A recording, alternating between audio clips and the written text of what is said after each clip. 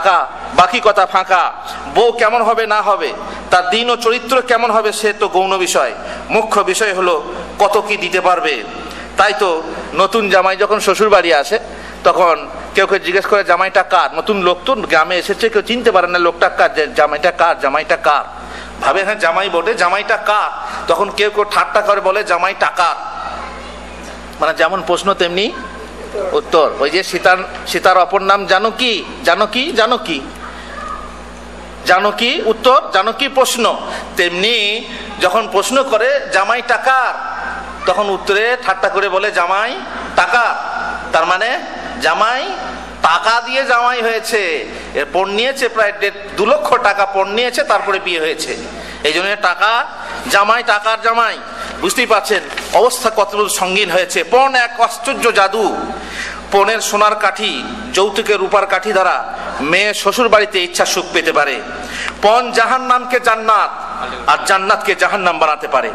পণ নারীর অবমাননা, নারীর মর্যাদায় কুঠারাঘাত, তার অধিকার হরণ। এই সব কথাগুলো বিবাহ দাম্পত্যে আছে। পণ যুবজীবনের অভিশাপ, অশান্তির বিষাক্ত দাবানল।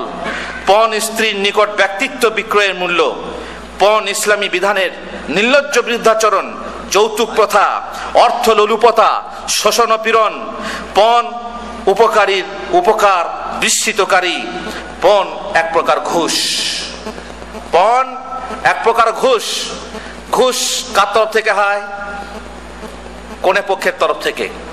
কনে পক্ষ ভাবে যে ওই বাড়িতে ঢোকার আমার ক্ষমতা নেই, কিছু ঘুষ ফুস দিই তাহলে ঢুকে যাব, দিয়ে নিজের তরফ থেকে বেশি টাকা দিয়ে ওই বাড়িতে ঢুকবো, অমুক জামাই পাবো, চাকরিওয়ালা জামাই নেবো, এই ঘুষ দিতে শুরু করে। আর ঘুষ নেওয়ালাকে, ন্যায়কে দাতা হলো মেয়ের বাবা, আর ঘুষ গ্রহীতা হলো কে? ছেলের বাবা বা ছেলে। ঘুষ গ্রহণ করে, অথচ ঘুষ হালাল না হারাম? ঘুষ খাওয়া হারাম। ঘুষ আমরা শুধুমাত্র রাজনৈতিক জীবনেই জানি, অমুক অফিসে ঘুষ দেন, পাসপোর্ট অফিসে ঘুষ দেন, ভিসা এমবেসি অফিসে ঘুষ দেন, ইলেকট্রিক অফিসে ঘুষ দেন, অমুক অফিসে ঘুষ, নানা অফিসে ঘুষ আর ঘুষ। আর আপনি আপনার নিজের অফিসেও ঘুষ ঢুকিয়ে রেখেছেন, খেয়াল করেন না? এটাও এক প্রকার ঘুষ। এই ঘুষ ক্ষেত্রে আল্লাহ তাআলা নিষেধ করেছেন, ওয়ালা তাকুলু আমওয়ালাকুম বাইনাকুম বিল বাতিল।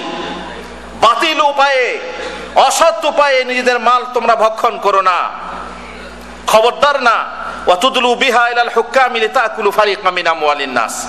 আল্লাহ তাআলা এক জায়গায় বলছেন, ওয়ালা তাকুলু আমওয়ালাকুম বাইনাকুম বিল বাতিল ওয়াতুদলু বিহা ইলাল হুক্কাম লিতাকুলু ফারিকাম মিন আমওয়ালিন নাস বিল ইসমি ওয়া আনতুম তা'লামুন। খবরদার, অসৎ উপায়ে ব্যবসা বাণিজ্য ছাড়া, সৎ উপায়ে ব্যবসা বাণিজ্য ছাড়া অসৎ উপায়ে তোমরা এক অপরের মাল ভক্ষণ করো না। আজ আমরা দেশে হইচই করছি, অমুক এত কোটি টাকা কোত্থেকে পেলো, অমুক এত কোটি টাকা কোত্থেকে পেলো। আর আপনি কটা ছেলের বিয়ে দিয়েছেন, কত কোটি টাকা জমা করলেন? এই হুজুর কত কোটি টাকা না, 1000 টাকা তো বটে। এ টাকা যে আপনি ঘুষ নিচ্ছেন, এ টাকা যে আপনি দুর্নীতি করে নিচ্ছেন, এটা আপনি খেয়াল করেন না? এটা আপনার হুঁশ হয় না ঘুষ নিতে? সুতরাং পণ বা যৌতুক এক প্রকার ঘুষ। যে ঘুষ নিয়ে আপনি একজন মহিলাকে আপনার বাড়িতে ঢোকান, এই ঘুষ সম্পর্কে কাল কিয়ামতের দিনে আপনাকে জিজ্ঞাসা করা হবে। কিয়ামতের দিনে 5টা বিষয়ে প্রশ্ন, এবং সেই প্রশ্নের উত্তর না দিয়ে আপনার পা পর্যন্ত হিলবে না। প্রথম হলো কি? তোমার বয়স দিয়েছিলাম, সেই বয়স তুমি কিভাবে ব্যয় করেছো। দ্বিতীয় হলো তোমার যে মেন জিনিস ছিল যৌবন কাল, সেই যৌবন কাল তুমি কিভাবে কোন উপায়ে ব্যয় করেছিলে। তৃতীয় প্রশ্ন হবে তুমি যে ধন উপার্জন করেছিলে, সেই ধন তুমি কিভাবে কামিয়েছিলে। আর চতুর্থ প্রশ্ন হবে কোন পথে ব্যয় করেছিলে। আর পঞ্চম প্রশ্ন হবে যে তুমি যে ইলম শিক্ষা করেছিলে সেই অনুযায়ী কি আমল করেছিলে। আজ আপনারা শিক্ষা করে যাচ্ছেন, এই অনুযায়ী আপনারা কি আমল করবেন এইটা দেখার বিষয়। যে ভাইরা এখনো পর্যন্ত বিবাহ করেননি তারা আল্লাহর কসম করে বলেন, বা বলতে আমি বাধ্য করছি এই যে খবরদার বিবাহের সময়ে শ্বশুরের কাছ থেকে দাবি করে কোনো যৌতুক নেবেন না, পণ নেবেন না। প্রস্তুত আপনারা? আমার কাছে ওয়াদা করেন, এই আল্লাহর ঘরে, আল্লাহর মসজিদে, এতগুলো লোকের সামনে, এতগুলো বড় বড় হুজুরের সামনে ওয়াদা করেন হুজুর, আল্লাহর ওয়াস্তে আল্লাহর কাছে ওয়াদা করছি যে আমি বিবাহের সময়ে যৌতুক নেব না, পণ নেব না।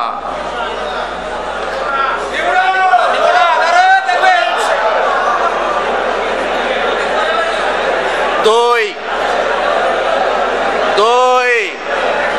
গোলমাল করবেন না। যদি এই ওয়াদা করলেন যৌতুক নেবেন না, দ্বিতীয় ওয়াদা করেন যে আপনি আপনার মেয়ের, আপনার বোনের বিয়ে দেওয়ার সময়ে পণ দেবেন না, যৌতুক দেবেন না।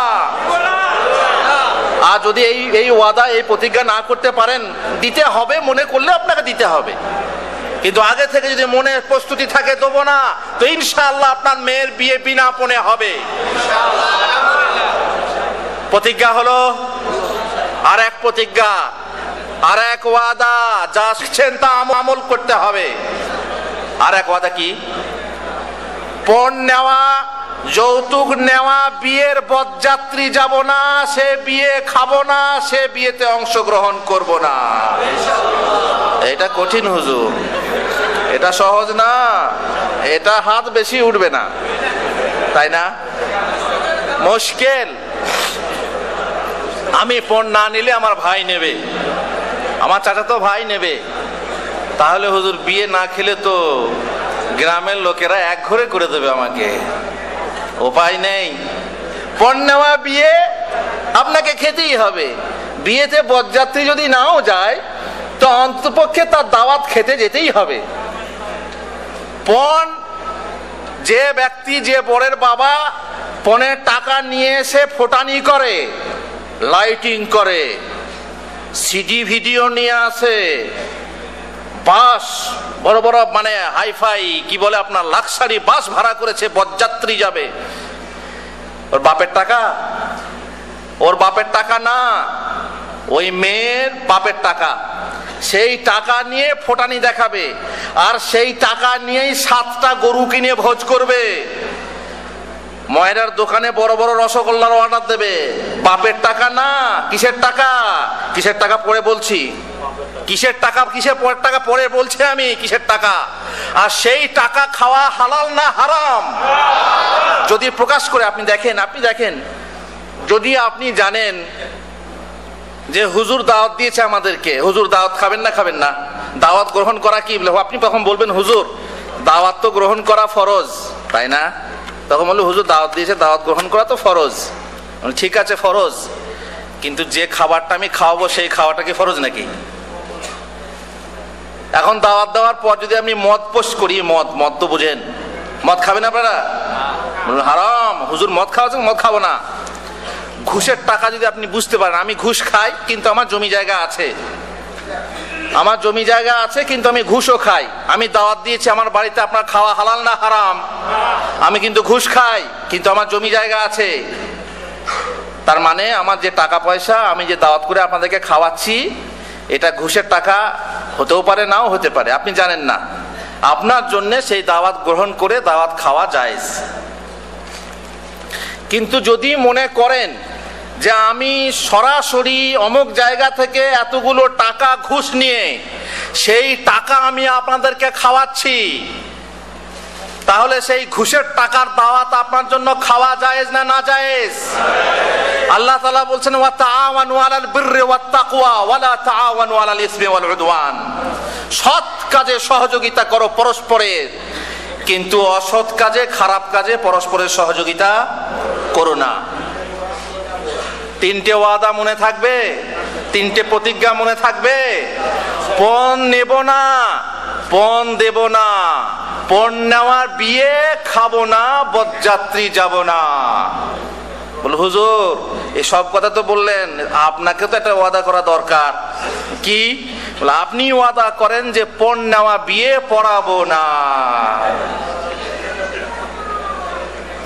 আমি ওয়াদা করলাম যে পণ নেওয়ার বিয়ে পড়াবো না, কিন্তু বাকি হুজুরদের ব্যাপার আমি বলতে পারবো না। তার কারণ বিয়ে পড়াবার লোক আছে, 100 টাকার জায়গায় 50 টাকা দিয়ে বিয়ে পড়াবার লোক আছে। এমনিতেই তখন আবার ফতোয়াবাজি হয়, হুজুর আপনি টাকা চেয়ে নিচ্ছেন, 50 টাকা দেবেন বিয়ে পড়ানোর জন্য। হুজুর যদি বলেন আপনি বিয়েটা পড়ালাম, এত বড় একটা বড় কাজ, আপনি 50 টাকা দিচ্ছেন, 100 টাকা দেন। আরে আপনি টাকা চেয়ে নিচ্ছেন, হ্যাঁ? আপনি বিয়ে পড়ানোর টাকা আবার কি আল্লাহর কালাম নিয়ে টাকা নিতে হয় নাকি? মাশাআল্লাহ, তখন ফতোয়াবাজি। আর ওদিকে তলায় তলায় কলার টাকা নিয়ে বসে আছে, তখন ফতোয়া শোনা হয় না। হুজুররা যদি করেন বিয়ে পড়াবো না, এটা হবে না। তার কারণ হলো এই যে হুজুররা বিয়ে না পড়ালে কাঠমোল্লারা পড়াবে, কিংবা তার থেকেও কাঠমোল্লারা না পড়ালেও পাথর মোল্লারাও পড়াবে। কোন রকম করে বিয়ে হয়ে যাবে। আর না হলে শেষকালে কোর্ট তো আছেই, আর সেখানে কোন মোল্লা বসে আছে আপনারা জানেন। কোর্টে গিয়ে বের করে নেবে, অসুবিধা কি? তাতে অসুবিধাটা আরো বাড়বে, তাই না? অসুবিধা আরো বাড়বে। সুতরাং ওয়াদা যেটা করব, যদি সত্যপক্ষে সবাই ঠিকমতো ওয়াদা করি, এবং যারা হুজুর সমাজ যদি ঠিকমতো ওয়াদা করে চলতে পারেন, তাহলে সত্যপক্ষে এই পণ প্রথা, যৌতুক প্রথা উঠে যাবে। কিন্তু ঢিলেমি থাকে, যে হুজুর গ্রামের ইমাম যিনি বিবাহ পড়ান, সেই হুজুরের কথা মতো গ্রামের লোক চলে, না গ্রামের লোকের কথা মতো হুজুর চলেন? কে কার কথায় চলেন? তাহলে হুজুর যদি গ্রামের লোকের কথা মতো চলেন, এবং গ্রামের লোকের কথা মতো না চললে পানি বন্ধ হয়ে যাবে, খাওয়া বন্ধ হয়ে যাবে, চাঁদা বন্ধ হয়ে যাবে।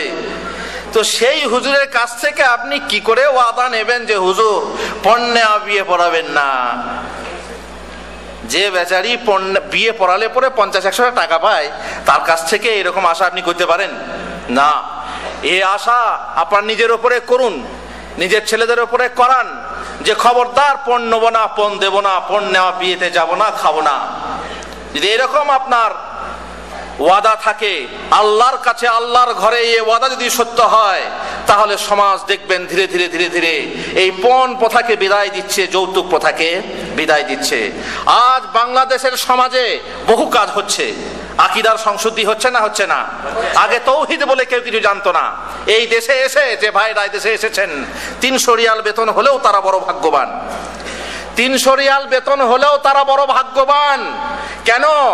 তাদের চরিত্রের সাথে আকীদার সংশুদ্ধি হচ্ছে। তৌহিদ কি, শিরিক কি জানতে পাচ্ছেন, বিদআত কি জানতে পাচ্ছেন, দ্বীনকে সঠিক রূপে জানতে পাচ্ছেন। এটা কম বড় কথা না। দিন দুনিয়ার ফায়দা, দিনে দুনিয়ার ফায়দা, আখিরাতেও ফায়দা।